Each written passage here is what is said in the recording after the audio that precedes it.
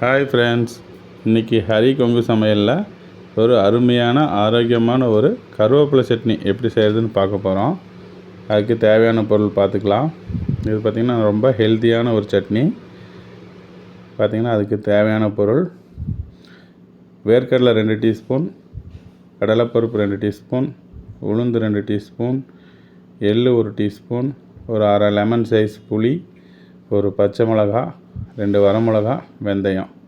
இப்போ பார்த்திங்கன்னா ஒரு கொத்து கருவேப்பிலை சேர்த்துக்குங்கம்மா. ஒரு கை, ஒரு 10 சின்ன வெங்காயம் எடுத்திருக்கேன். கொஞ்சம் ஒரு 2 டீஸ்பூன் தேங்காய். இப்போ பார்த்திங்கன்னா அதுக்கு ஒரு தாளிப்பு ரெடி பண்ண போகிறோம்.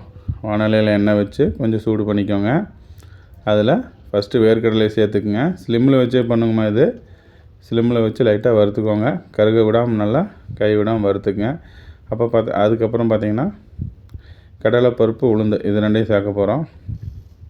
அது லைட்டாக வறுபட்டோன்னு போடுங்க. அப்போ தான் கொஞ்சம் அந்த வறுக்கும் தனித்தனியாக வறுக்கிற மாதிரி இருக்கும்.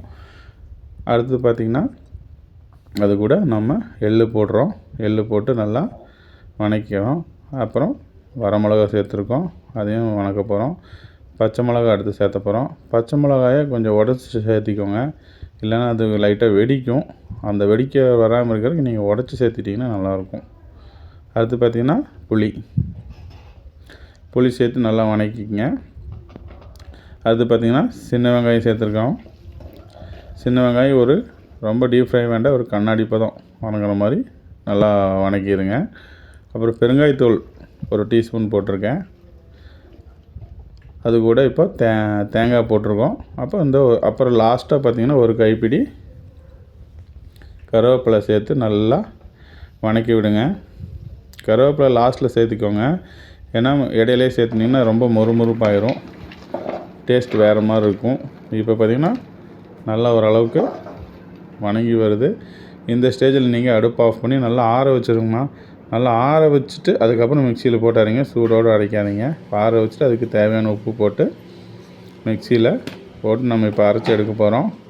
இப்போ பார்த்திங்கன்னா அருமையான ஒரு கருவேப்பிலை சட்னி அரைச்சி எடுத்தாச்சுமா. அப்புறம் இதுக்கு நம்ம வழக்கம் போல் என்ன தாளிப்பு போடுறோமோ அதையே தாளிப்பு போட்டு இறக்குனிங்கன்னா ஒரு சூப்பரான ஒரு ஆரோக்கியமான கருவேப்பிலை சட்னி ரெடி ஆயிடுச்சு. இப்போ பார்த்திங்கன்னா தாளிப்பு அதுக்கு போட்டோம்.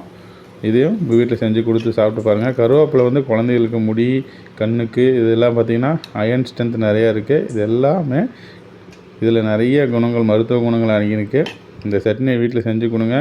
குழந்தைகள்லாம் விரும்பி சாப்பிடுவாங்க. வெறும் கருவேப்பிலை வந்து சாப்பிட மாட்டாங்க. இந்த மாதிரி கொடுத்து பாருங்கள், சூப்பராக இருக்கும் ஃப்ரெண்ட்ஸ். எல்லாம் கேட்டு வாங்கி சாப்பிடுவாங்க.